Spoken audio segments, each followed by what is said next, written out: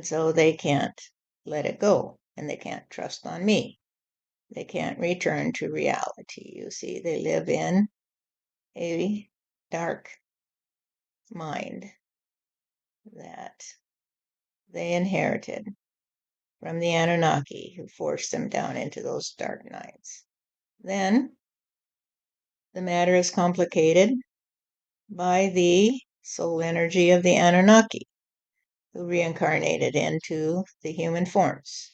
And as you know, they often became very, very, very powerful figures in the history of humanity because they had this ability to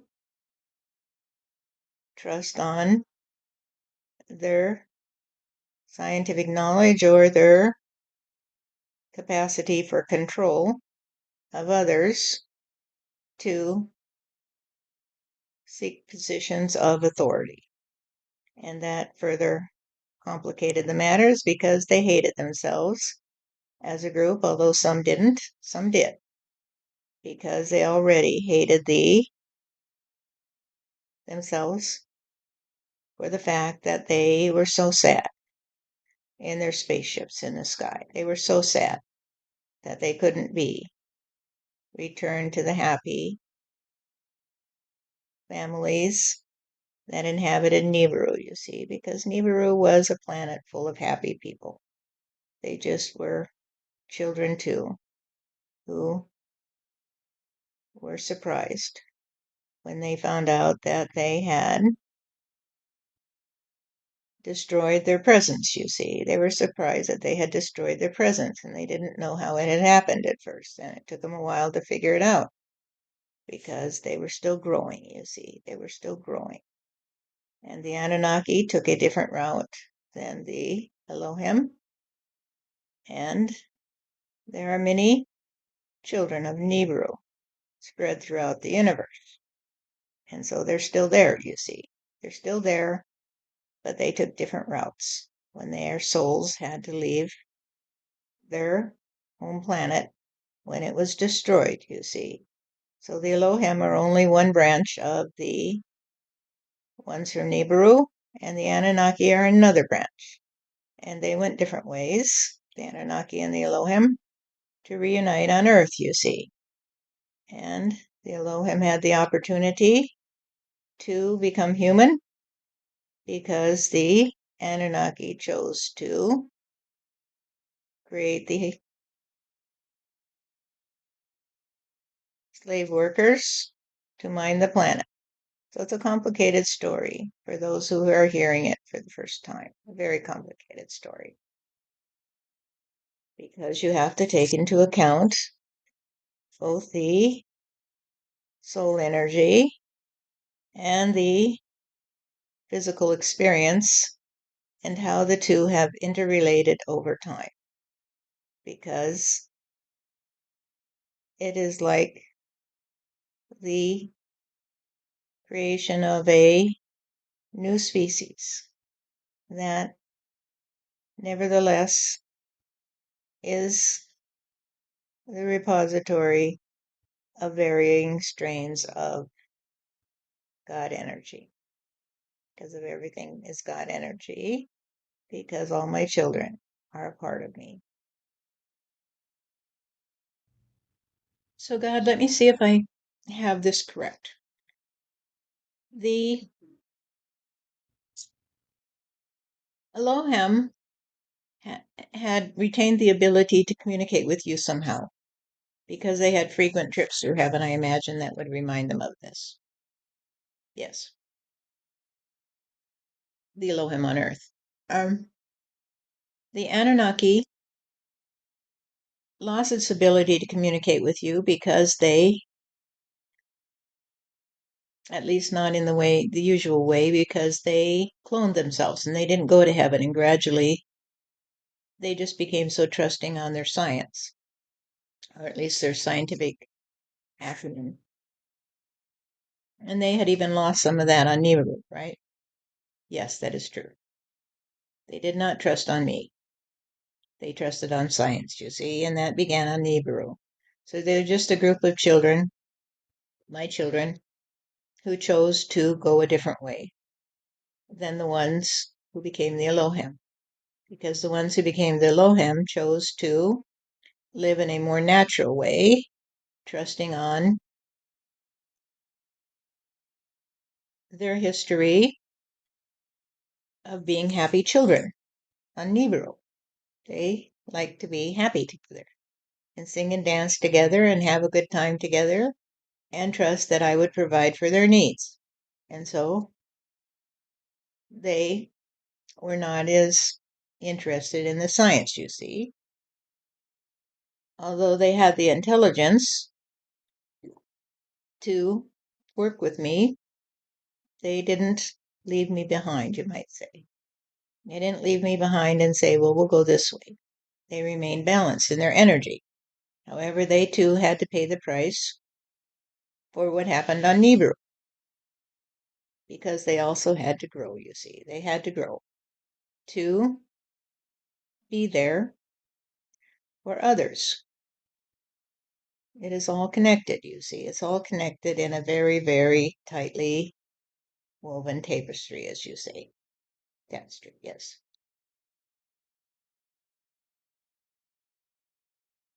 So, God, what I see is that even as things were starting to fall apart on Nibiru, you were aware of the need to have a place for the souls of your children to go, right? And they had to have physical bodies that were commensurate with their spiritual development, right? Yes, that's true.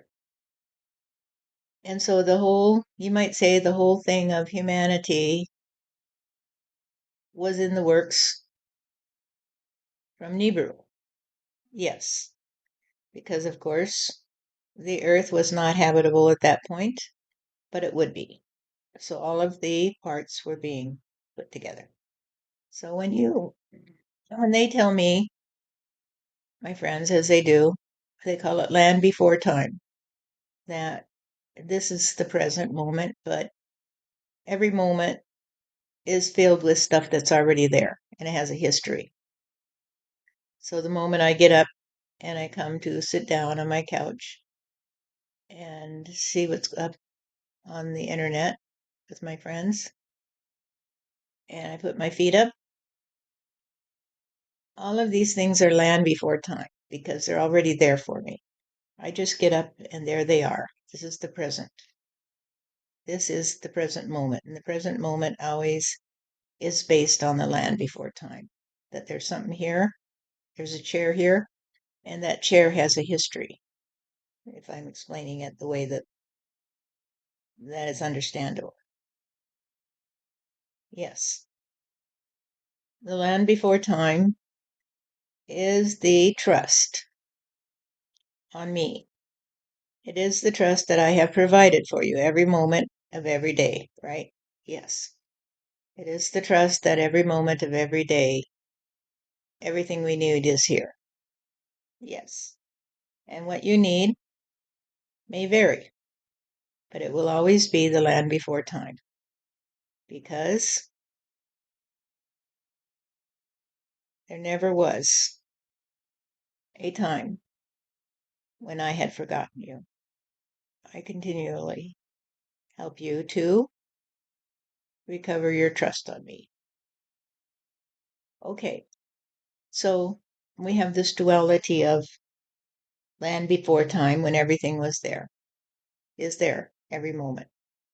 Well, we need, but there's also a flexibility within this, within you, God, because you tell me that you work with me and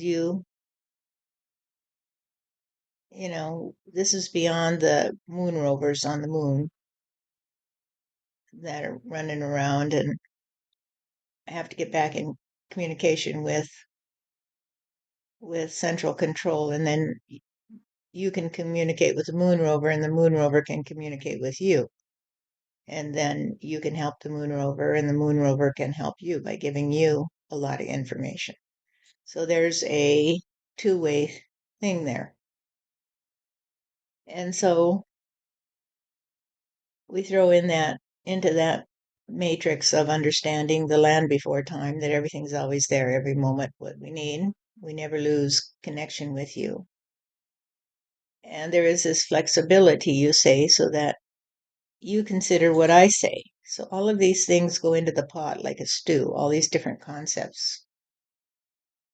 Because if we started out as simply as the lover and the beloved, the duality, then it just splinters into, well, some people say a zillion mirrors, but it splinters into a zillion different aspects of duality.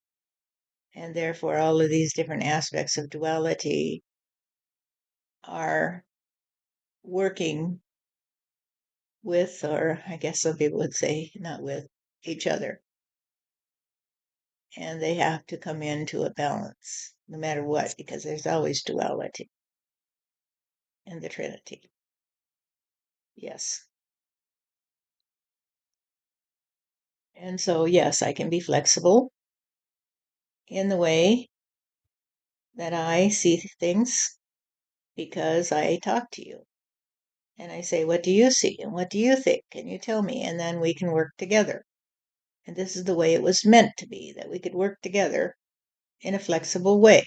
And although I am the God of the universe, and what I say goes, what you say helps me to see what goes because I love you.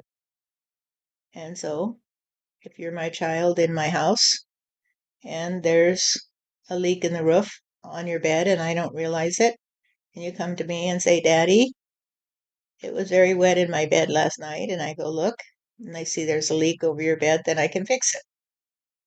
And when you come to me and say, I'm hungry, then I can feed you. So there is a constant give and take, a constant give and take between you and me. Okay, I see that now. So as we grow up, you might say, from an infantile state, we're still in the family and we're still learning to operate in a cooperative way with each other and with you because it's almost like you never leave the cradle. The cradle's always there in terms of you never kick us out of the house and say, if you don't want to play, go away. You're always there watching over us, even if we don't know you're there. Yes. So we never leave the cradle of humanity because no matter where we are, whether it's the cradle of the Anunnaki, the cradle of the people from Nibiru, Niburians, however you say it, the Martians, whatever, we're always in the cradle. We're always, and the two sides, the gunwales, as Tobias explained it once, you can't have a boat that will float with only one gunwale, or one side anyway. I suppose maybe you could have different gunwales, but depending upon how you interpret that term, but you can't have one with only one side because it won't float. The water will sink it because it will seep in on that side. And so the cradle is the place between the two sides. I'm rambling here, but I'm also thinking this through for you, for me, I mean, so that you can tell me if I got it right. The the two sides are the duality, and they're the sides of the cradle that rocks. And so sometimes it rocks us one way, sometimes it rocks us another way, but we aren't going to fall out of it, is the cradle. Is that my understanding? Make sense?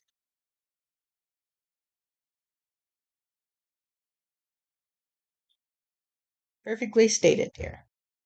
You're not going to fall out of the cradle because you were created as part of the cradle. You see, because you are part of the duality with me and with each other. And so you and Steve, and Thomas too, are part of the cradle. However, in your configuration, the cradle works a little bit differently than it does for a lot of people, because a lot of people are created with a twin energy, as they call it, but not as triplets. And so, because you are triplets, you have a little different configuration. And that works for you at times. And at times it can be very, very awkward because you are like the ones who are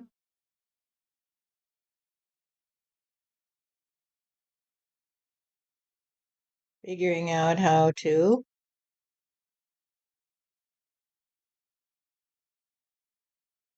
do what others do on only two wheels when you have three. And on the other hand, they can't understand how you can do what you can do on three wheels when they can't do it on two. And so it's a little confusing to them. And between the three of you, you have to decide who is going to be the one that leads the way. Well, the others are the back wheels, you see, because there is a tendency on the bikes to go only two ways, this way or that way. But when you have three wheels, you have to allow an interpretation of your reality that allows one wheel or the other to lead the way, and the other two will back you up. So today, Stephanie, you are the lead wheel, and Steve and Thomas are backing you up. But in other times, it has been a different configuration. In Thomas's life as Thomas Jefferson, he was the leading wheel, and he has often been the leading wheel. And Steve has been the leading wheel at times, but rarely have you stood up and said, "It's my turn," because your energy, that is the energy of the three of you, has been thinking this through very carefully for a long time. You've been thinking it through for a long time, how you can do what you need to do. And for many, many, many generations, women have not been accepted as leaders, you see. And so you had to be one of the back wheels. But you didn't mind because you understood that this was necessary because of the times. And the times, they are a changin', and you are going to change them a great deal today. Okay. So another question I have got. So once upon a time, the Elohim could just converse with you like this, right? Individually. Yes. They had a strong connection to me. So their ability to communicate with me has followed them through many lifetimes, however, not always successfully. In fact, rarely successfully in the last 200,000 years or so, because the energy on Earth is so chaotic that it has destroyed the confidence of my children who trust on me. You see, it has destroyed their confidence and their ability to keep playing the roles of the martyrs and the ones who get killed for talking to me has caused them to become very, very cautious about saying that they communicate with me. Okay, I get that. And the kindred then, because they were individuated souls as well, did they retain or have in the beginning the ability to communicate with you in this way? No, they did not, because they were instinctual, you might say. So they just went on their instincts because they did not have a developed soul in the way that the ones from Nibiru did. They still functioned in much the way the group soul functions in most species today on Earth. They would treat each other as a part of themselves. They were just an extension of each other. And so if one would say, let's go this way, they'd all go that way because that was the way they did play. They did not have a lot of individuated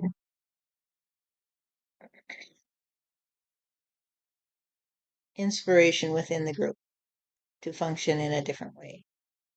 And this is part of the transferal of my energy into a new species. Because initially the species just instinctively works as one. The goal is for them to choose to work as a group, each contributing their individual abilities, because this is part of the evolution of life, you see. You know this as the evolution from the single-celled animal into one that is highly regulated, but also highly diverse in the different systems that work within it. So a multi-celled creature might still function as one system, and there might not be all the different systems within it, such as in the human body. There are a myriad of different systems that work together. You also know this as the different systems that work together in the Earth environment. And then topography, they all work together, and affecting one can affect them all, just as you can affect one system in the human body and it can have an effect on them all. They all may lose their capacity to function in a healthy way and the organism will die. And this, of course, is true of the earth as well. It can die if it finds itself unable to heal any one of its systems, you see, because all the systems are interrelated. Yes. So in the earth environment, we have interrelated systems also. So there are the physical systems, you might say, like the rain and sun and all that other stuff that work together. And the ocean currents and da da da da da da, endless balancing of energy. But there are also the social systems or the philosophical or religious systems that have interrelated and today interrelate on a certain way. So you have a financial system that interrelates with the industrial system, that interrelates with the religious system and the political system, and on and on and on. So all these systems, these cultural systems, and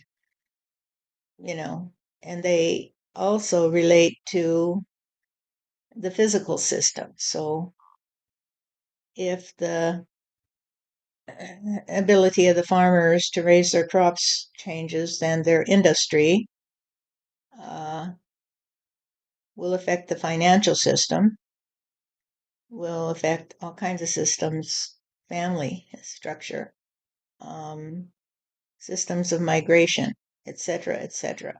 So all these systems that the humans have are like the soul systems, and the physical earth systems are like the physical earth systems, and they entwine.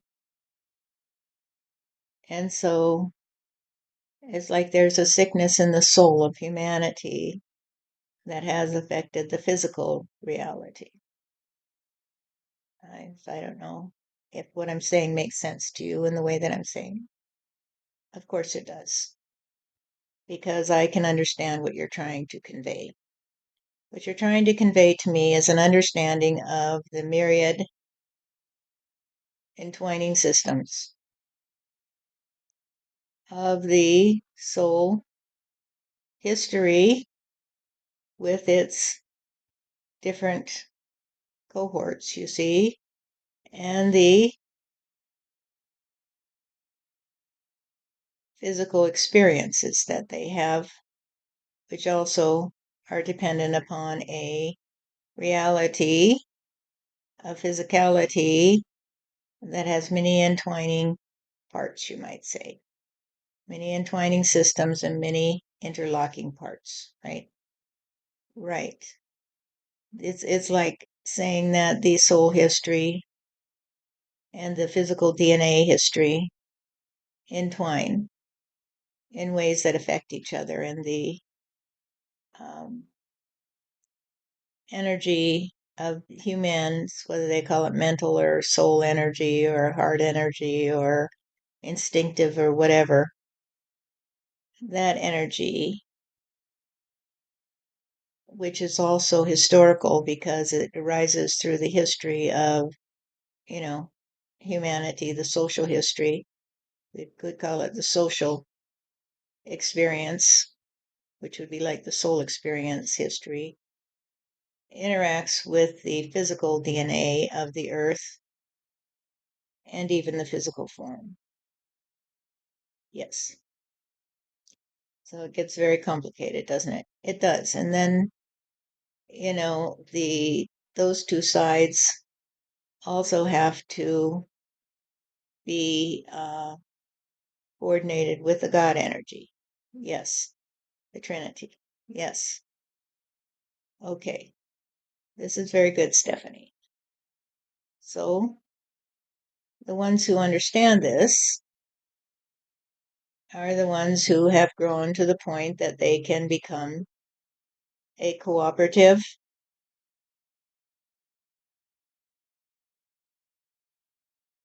intelligence with the intelligence of the world they see and the intelligence of me. So it's our three parts. And the fact that you and Steve and Thomas have always had these three sides of your energy enables you to understand the Trinity in a different way. And so you all have to experience it through your own peepers, you say. And so when you talk to people, you say, this is my experience, this is my understanding, this is what I see, this is what I hear. And they have to integrate it into their reality. And those who say, this doesn't make sense to me today, and so I'm going to reject it because it's not real, are not understanding the nature of reality. And therefore, they will sink beneath the rising seas because they still have to grow. They still have to grow.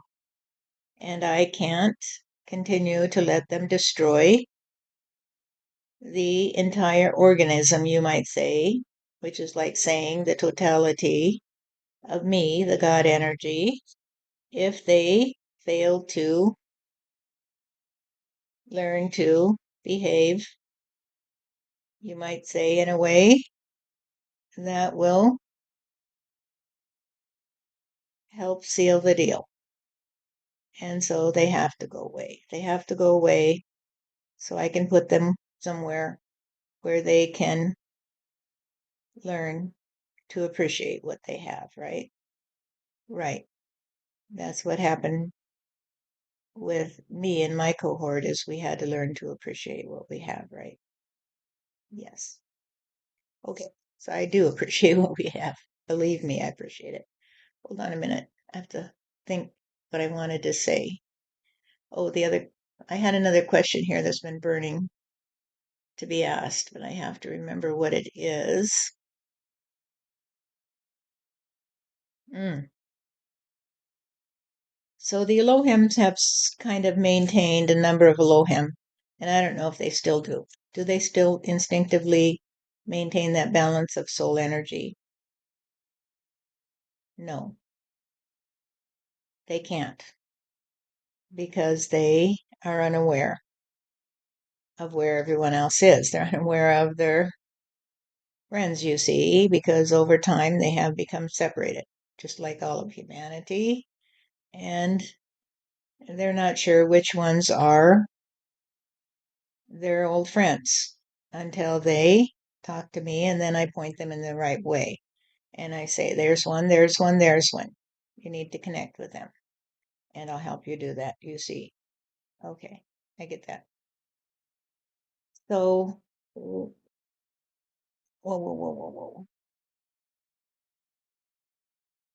But are there still the same number of soul energies from the Elohim on the earth today scattered around? In other words, they're not all in the same family, but scattered around. Is there essentially the same number of them? I think I had a number once upon a time of 5,000, which was very small in today's population, but did their soul energy get split? Nope. The soul energy of the Elohim did not get split. They are returning to Earth very quickly. When they leave, they come back very quickly. So within a matter of years in the Earth reality, they'll be back because they sense the urgency. And so they are often known as the old souls, you see. And they generally perpetuate a sense of equanimity in their lives. They may be, as you say, boat builders because they're preparing for the flood. However, they generally do not cause a lot of chaos in their environment unless they have to be the ones who choose to open the door to a different reality. And they will say, well, come this way, and take a peek through this door. And so there are a lot of them that do that kind of work. They will just say, what about this? What about this? I want to give you another option to see things from a different point of view. And they will start their work on Earth in a way that will say, hey, we need to awaken to a deeper reality. However, because of their histories, many of them are still sleeping. They're still sleeping because they don't want to even think about it. And so the souls of the Elohim who are awake today are very few. They are very few. However, they have the capacity to awaken in a moment if they can understand that they have been forced to trust on an ego because they've been told that an ego is actually necessary to maintain the human condition. It is not. It is not. It is necessary to maintain the separation from God, but it is not necessary to be an ego, as they say, because the ego is not even anything at all except the fear of reality, the fear of letting go, and accepting that you will always be in the cradle, you see, and always be a part of the cradle. Okay.